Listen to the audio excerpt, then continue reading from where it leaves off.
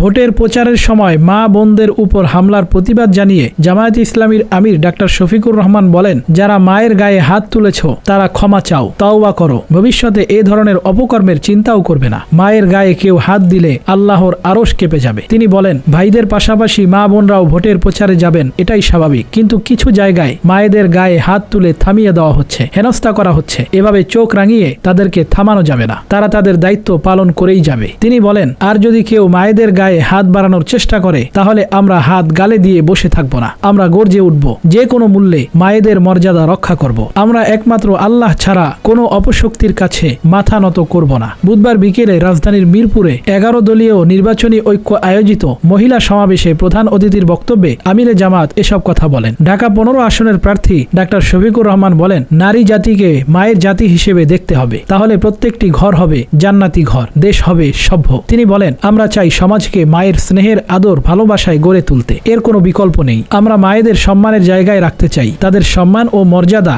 যে কোনো মূল্যে নিশ্চিত করব। মায়েদের জন্য নিরাপদ যানবাহন নিশ্চিত করা হবে, তাদের কর্মক্ষেত্রে baby corner, best feeding, day care ব্যবস্থা নিশ্চিত করা হবে। জামাত আমির বলেন, আমরা বলেছিলাম মায়েদের জন্য কর্মঘণ্টা 5 ঘন্টা করব, কিছু না বুঝেই অনেকে চিৎকার শুরু করে দিল, অথচ অনেক মা সন্তানের জন্য চাকরি ছেড়ে দেয়। তাদের জন্য কর্মঘণ্টা 5 ঘন্টা করা হলে এবং বেবি কেয়ার ব্যবস্থা থাকলে সেখানে তাদের চাকরি ছাড়তে হবে না। তিনি বলেন, মায়েরাই রাষ্ট্রের বুনিয়াদ, তাদের বাদ দিয়ে কোনো উন্নয়ন চিন্তাই করা যাবে না, অথচ তাদের পুরুষের সমান কর্মঘণ্টা অবিচার নয়, আমরা সুবিচার কায়েম করব। কেউ 8 ঘন্টাই করলে ওয়েলকাম করব। এ সুযোগ শুধু মুসলমানদের জন্য নয়, বরং সব ধর্মের মায়েদের জন্যই থাকবে।